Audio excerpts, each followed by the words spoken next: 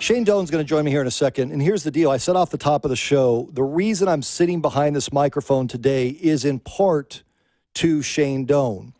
He doesn't realize this. So I'm doing television, and the Coyotes are in a playoff game, and I have Shane standing there with me to do a post-game interview. And I have somebody in my ear back in the TV world who said to me, we can't go to you right now because there's been some breaking news. Well, what's the breaking news? Well, there's a body in the ditch at 23rd Avenue in Buckeye. And oh, by the way, Brad, who is Shane Doan? So I go nuts.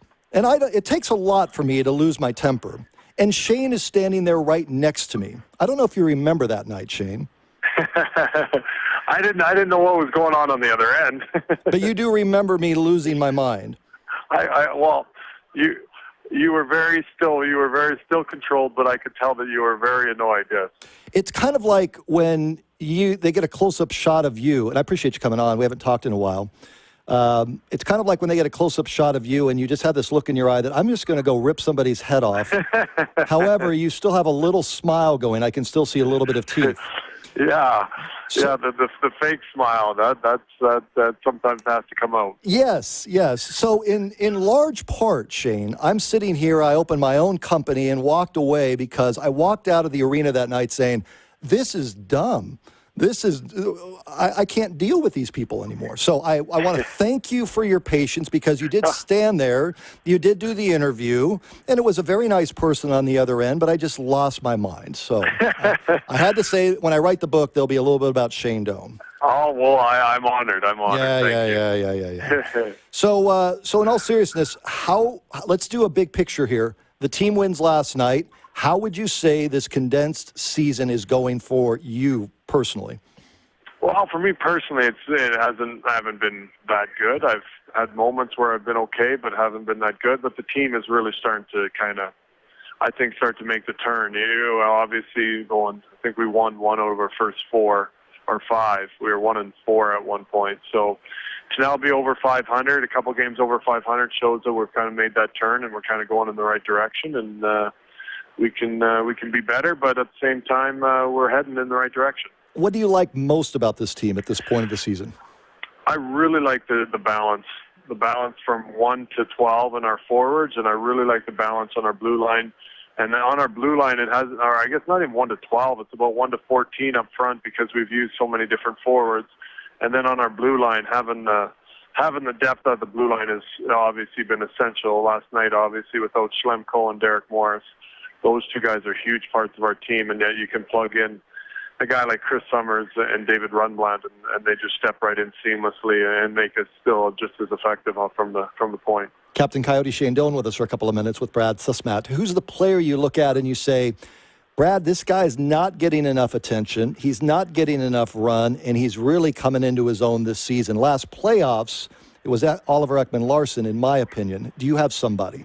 Well, that guy is not just not getting enough attention. He is special in every sense of the word in athletics. He is a guy that he's just special. He's going to be a guy that is going to go down as one of those great players in our sport. He is going to be, and that you don't throw that around very lightly. I mean, obviously people talk about great players. Having him and Keith Yandel on the point make us so dynamic. But the guy I think that everyone's talking about in our room lately is Kyle Chipchura. Mm-hmm. And he is somebody that doesn't get a lot of fanfare, doesn't get a lot of recognition from too many people outside of our room. And all he does is everything. Whether it's we need a fight, he fights. Whether it needs a big play offensively, he makes that. He may play center, he may play left wing, he may play right wing, he may play on the first line, he may play on the fourth line.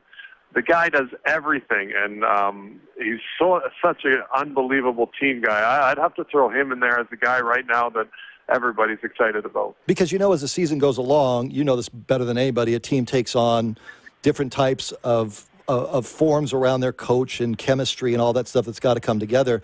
And certain guys are glue guys. He seems to me to be a glue guy, somebody you can plug in and play. He is. He's a guy that I think Tip has so much confidence in. And there isn't a guy on our team that doesn't love the guy. He was captain of the Canadian World Junior teams when he was drafted, and that leadership comes out at all different times. And at the same time, he's a good player. He was a first-round pick. He's got great hands. Last night, I think he had 2 assists last night, or an assist last night. And he does all the little things for you, and it makes it so fun to have a guy like that is going to be a big part of our team and going to be so valuable. And yet, that's the makeup of our team. Is the MO of our team is to be a tight, close group, and he just fits right into that. Shane Doan with us. So the quality of the play in the league because of the lockout, and now that you've had a few games under your belt, you look across the league, you're one of the faces of the league, you're in the middle of the whole negotiation process. Do you like the play that you're seeing out of the league to this point, the quality of play? Yeah, it's starting. You're starting to see maybe, I think, a little bit more indicative of what the scores will be.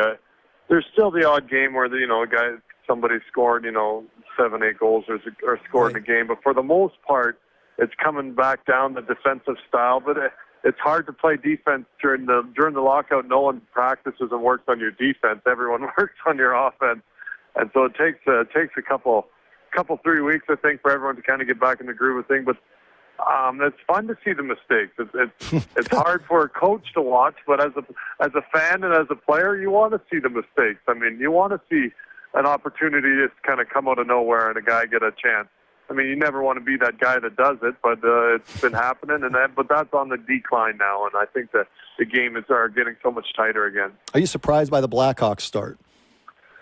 Well, surprised that they've went this long. Yeah, I think that they got a great team, and you look at their forwards and everything that they have up front, and obviously with their blue line with Seabrook and Keith, but you bring in Johnny Oduya and you add some guys with Michael Roosevelt back there, so they got some depth, and their goaltending has been amazing. And so you're surprised in the fact that they've won, I think it's 15 or 16 games, but you're not necessarily surprised that they're doing one of the top teams.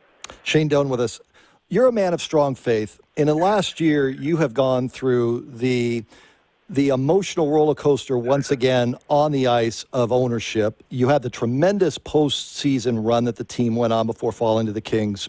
You had a personal situation with your daughter who was attacked by a dog. You thought about retirement. You went through the NHL labor negotiations, which can be very taxing. Tell me about this last year for you personally, away from the ice, and how you've managed all this stuff. You know what? It was an interesting year, and you'd love to be able to just play the game. But I mean, everybody has their cross to bear, so to speak. And then this summer was an interesting one, and something that pushed and stretched, I think, my wife and I in a lot of areas that we obviously never saw coming, and gave you a whole new appreciation for the love of a child and the whole feelings that you have as a parent, and how helpless you can feel at times when there's nothing you can do but wait. And I think I learned a lot over the last 6 months to 8 months, and understanding that the things I can't control, I have to let go, and I just have to be able to enjoy the day and keep going. Because sitting in a labor negotiation really doesn't mean a thing, I would think, versus your daughter in a hospital having surgery. I mean, and you hate to put it in those terms, but you've just gone from one end to the other. You probably have a much different view of things than a year ago on life. Yeah, it's one of those things that it puts everything in perspective. And I think when that happened with Karras, it wasn't so much that I necessarily thought about retiring. It just really put hockey completely on the back burner. Mm-hmm. And it wasn't even an issue. And that was a unique experience in itself, because for so much of your life as a player, and I'm getting a little bit long in the tooth, so I've been doing it for a while. It's always on your mind, whether you're on holidays or whether you're on, you're doing anything. It's always, if you're on holidays, you're thinking about working out. If you're during the summer, you're thinking about what I should do. What do I have tomorrow to work out and do? And it's there no matter what, just because you have to take care of your body and you have to do everything. But for the first time in my life, for about 2 weeks, I don't even think I thought about the game. And it was a great eye opener, in the fact that our focus can get so narrow and so small, and you realize that we're entertainers and we just play a sport to entertain people and not take yourself too seriously, and understand what the real important things in life are. And for fans that may not be aware, Shane's daughter, it was a dog attack, your own dog, and that he went through this. This was last July, I believe, right? Yep. Yeah. Yep. Yeah, it was. Yeah, it was up back. It was up home in Canada, and it was my parents' dog, and it was incredibly unfortunate, and yet at the same time incredibly fortunate that everything is. She's functioning normal, and everything's good. So. Are you all the way very back? blessed. Are you all the way back? By the way, I mean, you said you took away for 2 weeks. I know it was last July. Are you all the way back where you want to be for this season?